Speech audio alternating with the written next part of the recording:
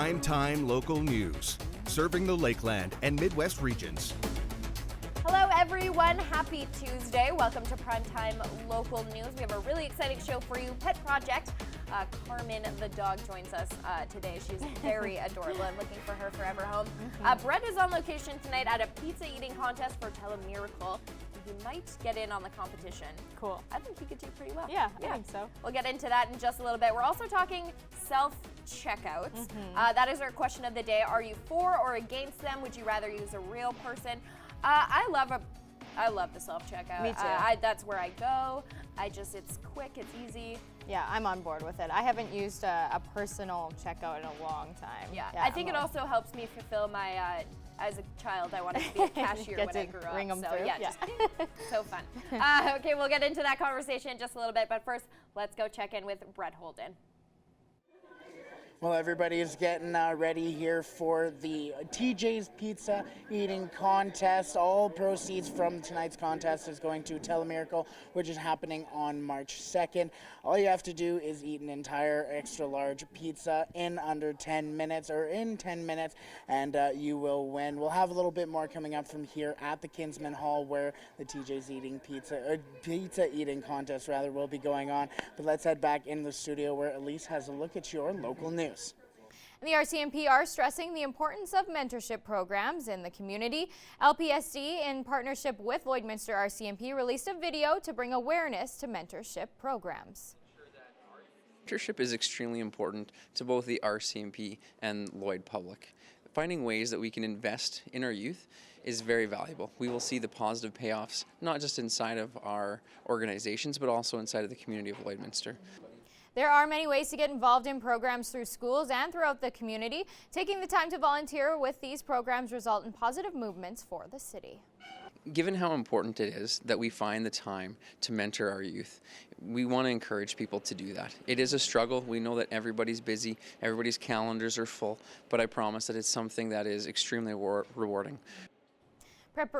Preparations are underway at the Lloyd X4 AgriVisions, which takes place tomorrow and Thursday. Over its 2 days, AgriVision will feature 13 different speakers covering a wide variety of topics. They're going to be speaking on anything from grain to cattle. Some of the highlights are Heather Watson, the 7 practices of farming, as well as Ann Wasco with her cattle market updates. We do have Brad Wall speaking twice. He's speaking tomorrow night at our banquet as well as tomorrow afternoon. AgriVisions also includes a trade show which costs $10 to enter and has displays with heavy equipment along with the possible gift ideas. We have 3 buildings full of trade shows. We have everything from cattle handling to insurance to jewelry. We really have everything for anyone that might be interested. Valentine's Day is Thursday, so our farming friends can get something for their significant others.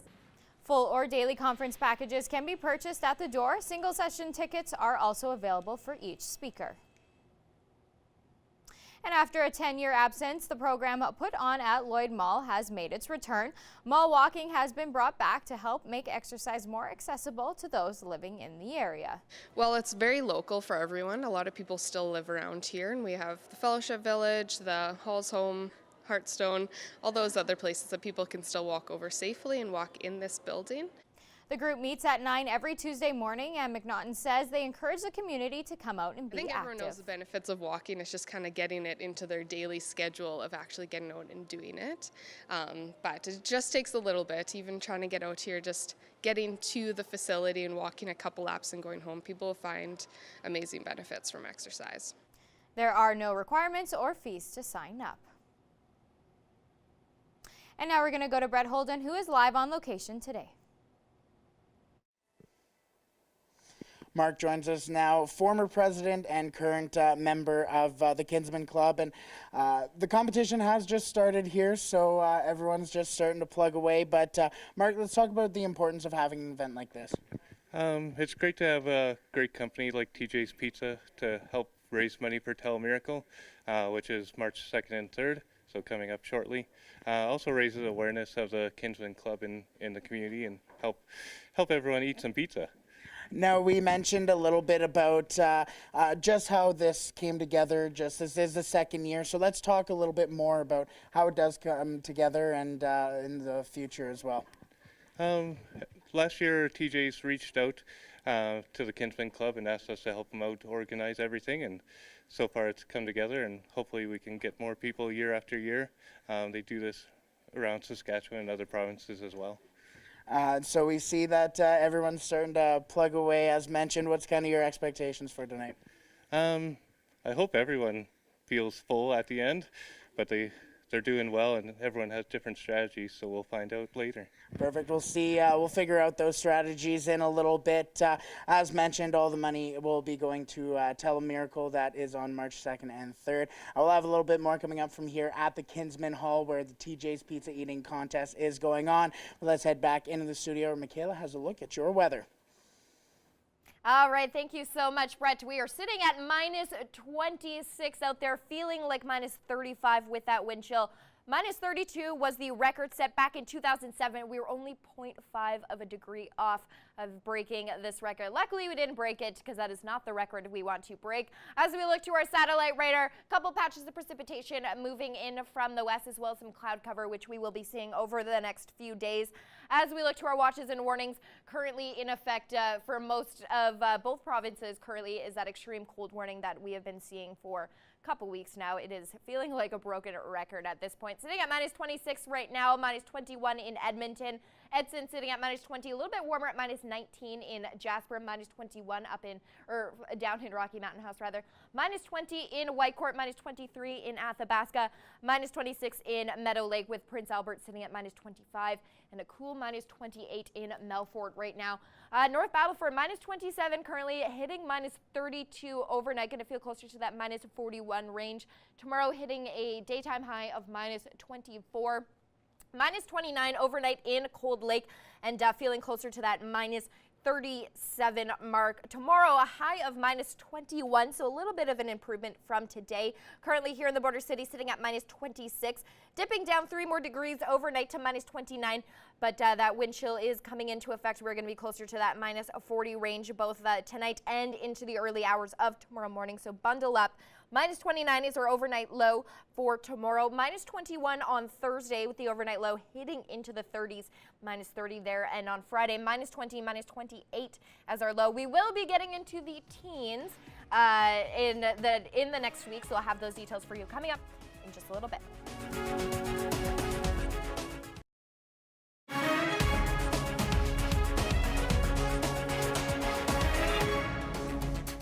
Welcome back. Well, 1 in 8 Canadian jobs is in agriculture and the agri-food industry. As part of the food story, Gerard Lampeau chats with producers as Canada celebrates Egg Day. Got one. Agriculture and the agri-food sector puts nearly $112 billion into the economy, almost 7% of GDP as of 2016. That's about 12% of Canadian jobs. Farmers have a lot to be proud about. In this area, we do have an ethanol plant in Chatham, so that tends to be where a lot of the corn goes. We also have Hiram Walker here in Windsor, and they're in the whiskey business, and so we do tend to send some corn there as well.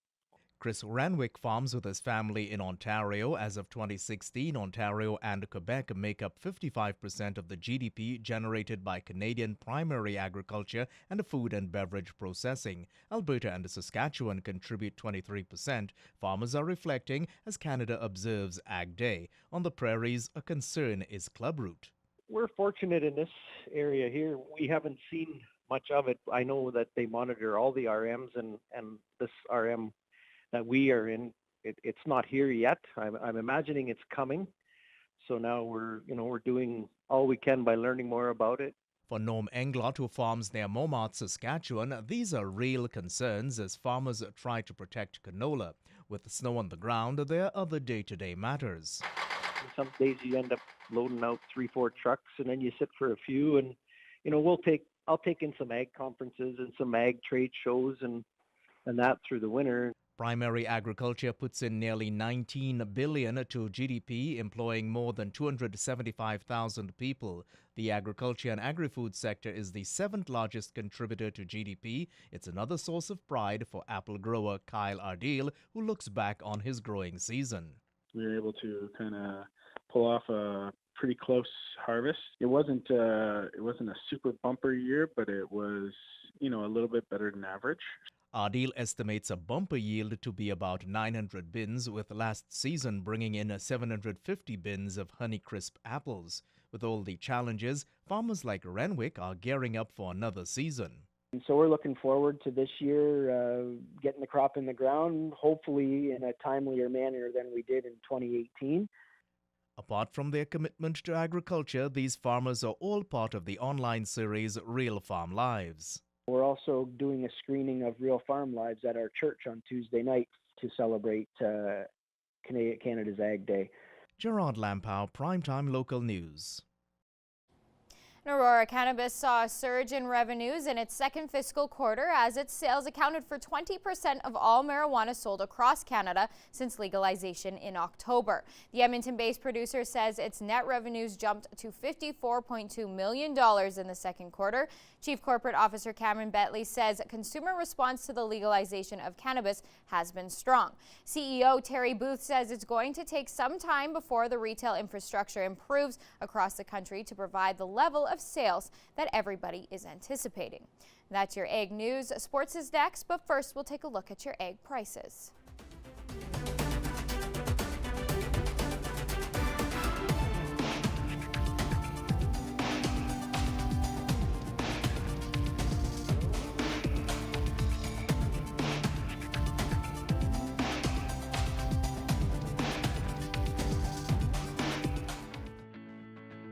Every member of the City Centre Auto Body team has been through extensive training. We're constantly upgrading our team's education to reflect current collision repair technique.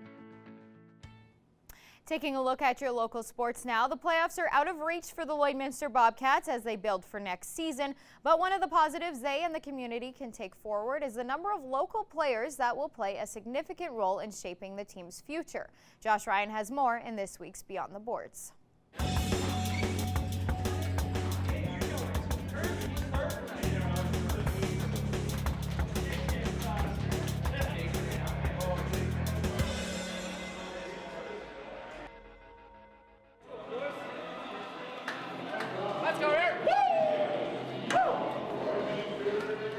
Every junior hockey player enjoys the feeling of competing in front of home fans, but for local guys, it's a different kind of thrill. This season, the roster is full of local guys on the Bobcats. I got family here, obviously, because I'm from Lloyd, and I had some little cousins out here cheering me on already, so that was pretty cool to see. Because I always came to the games, Dad would always bring me to the games, so now being one of those guys and getting out to go to the schools and be a role model for those kids is pretty cool, and so that's the biggest thing I find with it, and so I find it's really nice to be able to give back to what you kind of got when you were a kid. Anytime you can play junior hockey and everybody can come watch you, it's pretty special. It's probably the main thing. Having members from the community or who have competed for the affiliate programs in the community gives another connection for fans and some extra motivation for those players. A big thing you're playing for really, as much as you want to do good for yourself, you want to do good for the team and for the community too. There's also a more significant impact that those players can impart on youngsters throughout the area. It gets more people from the community out to the games and whatnot, but it's also super cool for when we're going to schools and stuff like that. The kids see that we went to the same schools as them. They can have that same belief that maybe I can be a Bobcat one day. Now these players have a large role in setting up a new team culture, and that is already showing with the Bobcats looking at local talent. Signing of Javen Leslie, a kid coming in next year, that's going to be another kid that brings more people to the rink, and it's good for us, good for this team, good for the organization. Josh Ryan, Primetime Local Sports. Beyond the Boards is brought to you by City Centre Auto Body. At City Centre Auto Body, they can fix anything, now on both sides of the border. And now we're going to go to Brett Holden, who is live on location tonight. Competition has finished here at the Kinsman Hall TJ's Pizza Eating Contest, and we're here with the winner, Joel. So, Joel, you finished way before time. What was kind of your strategy going in? eat as fast as possible. Now, you mentioned after you won, there was somebody that had finished it in 5 minutes and 55 seconds. Yeah. Was that kind of your inspiration for tonight? Well, I did a practice pizza a couple weeks ago to see if I could even do it, and I did it in 9 minutes, but I had bacon and mushrooms on it as well as pepperoni. So then I thought I'd be able to get a little bit faster, but that guy who did it under 6 minutes is crazy fast. I think I was just over 7 minutes, so yeah. So almost a PEDs almost. Maybe. Maybe. So you play rugby. Yeah. How does this go into your training for rugby? Well, I'm retired now, and I'll be extra retired after eating this large pizza, but no difference. It's just another day of eating lots, I guess. Let's talk about, for you, just coming into tonight, why get involved? What's the importance for you to be involved in something like this? I actually seen that it happened last year, and I like a good competition as the next guy, but actually I have an uncle with disabilities who's been helped out by Telemiracle, and it's always a good way to give back, so that's really a driving force for me. Joel, thank you for joining us, and congratulations on winning. Thank you. So we'll have a little bit more coming up from here at the Kinsman Hall, where the TJ's Pizza Eating Contest is going on. Possibly I might get in on the action as well. So we'll see how everything turns out. We'll have a little bit more coming up, so let's head back into the studio where Michaela has a look at your weather. All right, thank you so much, Brett. Starting it off with this wintry shot from Vegreville with the Pacinka egg there. Very cool. Thank you, Aaron, for sending that in from Vegreville. As we look to the watches and warnings, it's another purple map yet again. So extreme cold warning in effect for both provinces, most of them, especially into our area. And this has extended into Saskatchewan today. So North Battleford now under that extreme cold warning. As we look to the numbers, we're not as cold as we have been, but still quite chilly out there, sitting at minus 26, feeling more like minus 34 over there. We're going to dip down to minus 40 with that wind chill overnight and into the early hours of the morning. Minus 26 in Vermilion, minus 27 up in Vegreville, minus 26 for St. Paul, minus 23 in Bonnyville, minus 22 up in Lac La Biche, a little bit cooler at minus 24 currently in Cold Lake, minus 25 in St. Walburg, Maidstone sitting at minus 24 of North Battleford, a cool minus 27. Yesterday they were out of that extreme cold warning and it came back into effect early this morning. La Loche sitting at minus 20, also Buffalo Narrows, a little bit cooler up north at minus 24 for Uranium City. And then as we move into Alberta, minus 24 also in Fort Chipewyan, a little bit warmer at minus 20 for Fort McMurray, Slave Lake at minus 25, and Grand Prairie minus 23 currently. As we look down south, minus 20 in Medicine Hat, minus 21 right now in Lethbridge.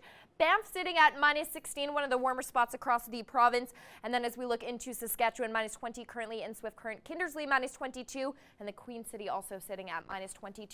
Now, minus 23 is going to be our daytime high tomorrow. We are expecting a chilly start to the day with that wind chill in effect, and we're going to see an increase in cloud cover, so not quite as sunny as we've been seeing. Minus 24 in North Battleford tomorrow, minus 21 for Macklin. Bonnyville reaching a daytime high of minus 22, minus 21 for Cold Lake, and Lac La Biche minus 20. For the kids off to school, going to be a cold start, minus 29 before the wind chill, and the clouds are going to start to increase throughout the day. Minus 26 over recess, a little bit warmer at minus 23 over the lunch hour, and then cooling back down to minus 24 when the kids head home. Minus 29 is our overnight low tomorrow, minus 21 on Thursday with the overnight low hitting minus 30. Warming up on Friday to minus 20, also warming up into the teens over the weekend, minus 18 on Saturday, minus 23 with the overnight low.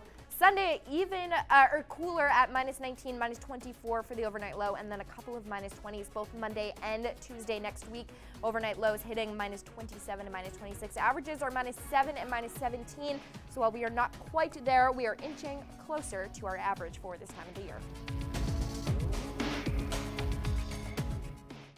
And now we're going to go to Brett Holden, who is live on location tonight. Darcy Wilderman joins us now from here at the Kinsman Hall. Now, Darcy, let's just quickly talk about how it went. Why weren't you participating tonight?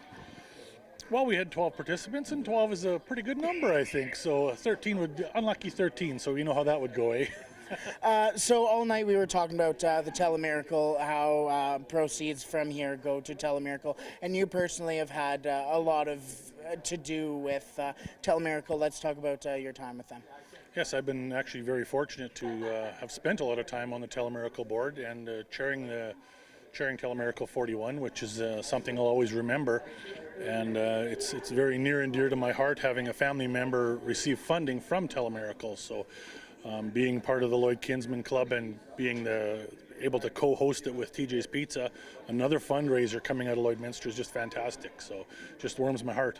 Now, you talked about co-hosting not only this, but let's go to on March 2nd, that 20-hour marathon for you guys, and just your experience for that as well. You were telling me an unbelievable story.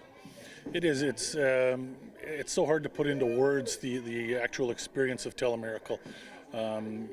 20 hours in the same building, and you can go down to the common room at 3 in the morning, and there's still 300-400 volunteers in that building, working for the same common goal, just to raise money for the people of Saskatchewan. It's unbelievable.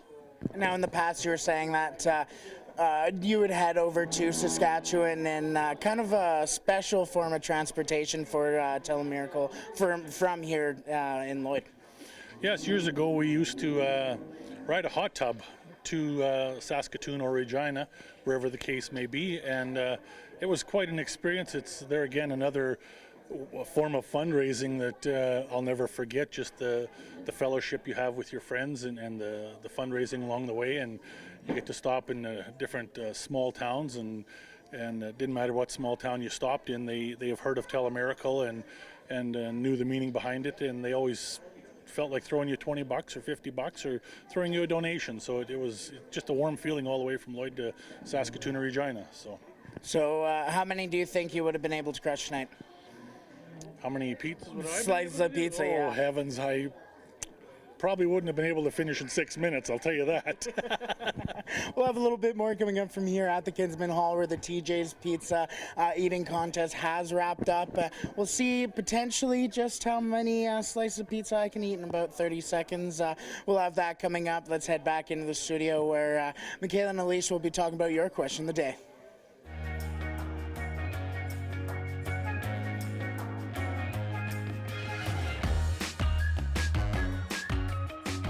We're loving the new intro I know, for our it's awesome. question of the day. Yeah, we really like that. Question today, some retail stores like Canadian Tire have said that they are stepping away from self-checkouts to help preserve jobs. So we want to know, do you like using a self-checkout or do you prefer to use a real person? Now, I'm surprised by the poll results. 74% of you weighing in on our poll with about 500 votes saying they prefer a real person. I'm really surprised by this, actually. Me too. I get it, and surprised. I get that we want to save jobs and everything, but yeah, sometimes it's just very easy. I want to read a couple of the comments. Mark says he only used the self-checkout, Kevin says, it depends on how busy the store is. I will use both as needed. And Becca says she'll go if someone calls her there, which makes sense. Sure. I don't know about you, but every time I use a self-checkout, it always says unexpected item in the baggage. Yeah, and then you end up needing a person anyways, so you're like, well, I might as well, but then, I don't know, it just depends on the line. I'm always self-checkout. I'm really big on that. I'm bad for it. I tend to just go right there, but maybe I should chat with some people at the cashier. Yeah, I don't. Be more social? Yeah, we could be a little bit more social. We always ask a question of the day. You can weigh in on our social media pages, but now we're going to turn gears to our pets of the day. Look at this cutie. This is Comet. So very cute. adorable. That was sent to us by Addison. Thanks so much for sending that in. This is Benson, sleepy little guy. So lanky. Yeah, very. That was sent to us by Joanne. Thanks for sending that in. This is Mammoth. Now, Mammoth was actually, he was on the show for a pet project, and he's been adopted by Alyssa just over a month ago. So we're so glad to see he found his forever home. Next up, we have Vesca, who is a big cat. That was sent to us by Julia. And then look at this last guy.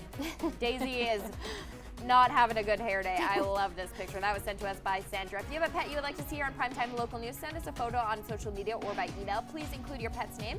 And if you see them on the show, you'll be entered to win a $50 gift card to the Lloydminster Pet Pen. We want to see your pets. Send photos of your pet and their name to our Facebook, Twitter, or Instagram to have them featured on Pet of the Day. Your name will be entered into a weekly draw for a gift certificate from the Pet Pad.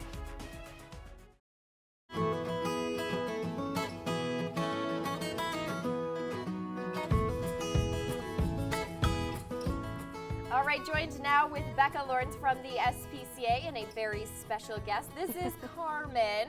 She is so adorable. Look at her, just looking at the camera. She is ready for her close-up. Thanks so much for joining us again for Pet Project. Let's start off with Carmen. What can you tell us about her? She's a really great dog. Yeah, she's actually really impressive for me. Nothing really seems to bother her. I mean, if there's a couple other barking dogs, she gets a little annoyed, but she's got a very motherly instinct. So all the puppies that are at the shelter right now, she definitely wants to hang out with all of them. So she's used to being around other dogs. She came in with another one, and he since has found his home. So she's just still patiently waiting for hers. But yeah, other than that, she's not very old, about 2.5 years old. And yeah, I mean, other than that, she's spayed, vaccinated, microchipped, all good to go. So she's just waiting now. Yeah, she's just looking for her home. And I mean, look how calm she is. She's so great. You guys have a couple of exciting events for Valentine's Day. So you're doing your pet pictures. So hello, you can go tonight as well as tomorrow. So what are the details for those Valentine's Day pictures? Yeah, so tonight's at Pet Value from 5 to 8. So you can come anywhere in between there. The pictures are $5. And then tomorrow night as well too is PetSmart, and the same thing, 5 to 8 and $5 for the photos. And also tomorrow night we're having we're at the Bobcats game too, so I'll be there dropping the puck and hanging out with them for the night. So awesome, sounds good. And for your Valentine's Day pictures, you can obviously donate more at the time. Oh yeah, yeah. Awesome. And it's a lot of fun because you guys have a lot of props. Yeah. And stuff, and a whole kissing booth. Yeah. A lot. Awesome. Yeah. So how are you guys doing for animals at the shelter? You said you were actually doing pretty well for animals. Yeah, we're not too high, which is a good thing. I mean, especially with the cold and everything too. But yeah, we're pretty low on our dogs. We have a couple at Lakeland College right now getting their spays done. And just our cats our front floor is pretty full too, kind of thing, like it always kind of is. But we're not suffering or anything like that. So we're happy right now at the shelter. Awesome, that's good. And an opportunity coming up for volunteers if anyone is looking to get in with the organization. Yep. So volunteer orientation. So what are the details on that? And is there any requirements for someone who wants to volunteer with the SPCA? Yeah, so we're just going to have one. It'll be the first one of the new year, and so it'll probably be at the beginning of March kind of area. I haven't picked a specific date yet, but basically if you're under 16, you just have to be accompanied by an adult, and then over 16 you can come by yourself.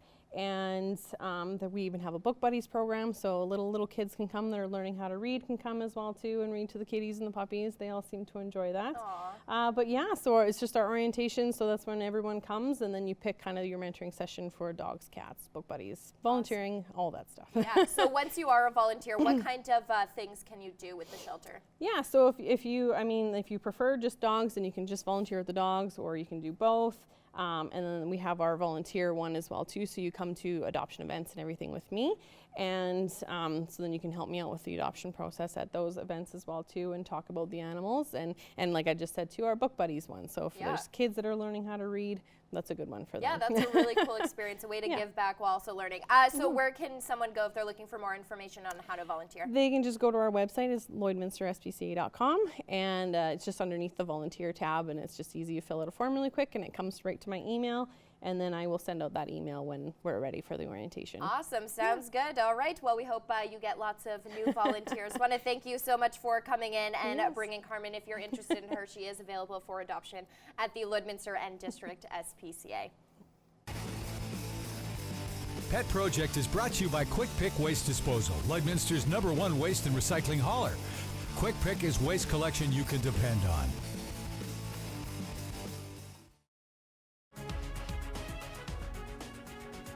Furniture set and design supplied by Furniture Gallery and Furniture House, downtown Lloydminster. Hi, I'm joined with Amanda Prima. I'm a coach here in Lloydminster, and you wear a couple different hats in the community. You're a very busy lady. Today we kind of wanted to talk about first-time moms, going through all those experiences, all the questions I'm sure everybody has. So we kind of want to get into that, and even we can just start off with the common one of morning sickness and how a mom kind of deals with that, and the common questions and the things that you get asked for that kind of thing. For sure. So morning sickness is very common. They should actually call it all-day sickness because it doesn't just happen in the morning. Usually it'll start first thing in the morning and it can last into the evening, sometimes through the night. Just depends. It's pretty common. It's about 70 to 80% of pregnancies experience morning sickness. So it's anywhere from nausea to vomiting. There is more extreme cases, which happens in about 2% of women, which is hyperemesis, which requires hospitalization, IV fluids, and medication to help treat it. With the morning sickness, are there any kind of tips or suggestions that you can help get through the sicknesses, things that people can take that is healthy and happy for the baby as well, and all that good stuff? Yes, for sure. So to start, I would check with your family doctor because they'll have lots of suggestions as well. There is medication that you can take to help with that. That's called diclectin. Just make an appointment early on in your symptoms with your doctor to kind of get through that. Also, keeping a little snack at your bedside table for those early morning wake-ups. Some dry crackers, cookies, whatever you can kind of manage to have. For myself, I like to have a big glass of orange juice in the morning because I found that really helped me. As well as eating small, frequent meals, staying hydrated, physically active, and most of the time your nausea gets worse when you're very tired, so taking that time to rest. If you have other small children at home, asking someone to help. For sure. That's definitely a big one. So with this, you also have lots of different workshops that can help with these questions for first-time moms or just anyone who is looking for this kind of information. So what are those workshops look like, and what kind of do you go through with prenatal care? So prenatals, we focus more on like the labor part of it, but if moms have question about early pregnancy, anything early pregnancy related, they can check out my Facebook page or they can just message me directly and ask questions. Of course, they can ask their doctors. We have articles online as well that talks about those early pregnancy related symptoms on the Mama Coach website. And with those, what do you find, what are the most frequently asked questions, things that moms usually tend to come to you with questions for that? Some questions. So I have had some morning sickness questions, kind of what to do, as well as when can I start to feel baby moving. We talk a lot about decreased fetal movement with mums, as well as kind of what to eat, where to start. All those kind good of things. techniques and things that you can just, you wouldn't even know if you didn't really ask. So just like the basic stuff. So that's awesome. So you can contact her on her website. You are a very knowledgeable person and very helpful. So we appreciate you coming in. That is the time we have today, but thank you so much for coming in. Thank you. Thanks. All right, we are back here at the Kinsman at the TJ's Pizza Eating Contest, and it's time for me to conquer it. We got 30 seconds on the clock. We're going to get started here in 3, 2, 1. Go! Yeah! Let's go! Go down! Number 2. Let's go. Let's go! Faster! We got this. I don't know. Let's go. I've been hit before. I'm disqualified. So. 5, 4, 3, You can do it. 2, 1. No, fuck.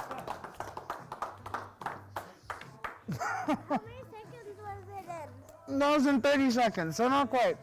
That'll do it for me here. My mouth is full. Tomorrow I'll be at the Grand Prairie Storm and the Lloydminster Bobcats game. We'll see you there. Let's head back in the studio. That was just... Wow. That was too much. That was something. Loved it. Didn't your mom tell you to not talk with your mouth full, Brett? Just kidding there. We loved it. Obviously for a great cause for the telemiracle. We are going to be cold again tomorrow. I feel like a broken record. Hitting minus 23 for the daytime high. Going to feel closer to minus 40 first thing in the morning. And that is going to be overnight as well. Minus 21 on Thursday. Warming up on Friday to minus 20. And then look at that. A nice warm minus 18 on Saturday. There's hope. Minus 19 on Sunday. And then a couple of minus 20s both Monday and Tuesday next week. Averages for this time time of the year are -7 and -17. So while we are not quite there, we are getting closer. So one It's day we will coming. be out of the extreme cold Yeah. warning, hopefully. When's May? Yeah, maybe May long Maybe May. weekend, Yeah. hopefully, Yeah. when everyone goes camping. Yep. And then it snows. How many pieces of pizza did Brett just eat? I don't know. Was that 4? That is 3? I'm impressed.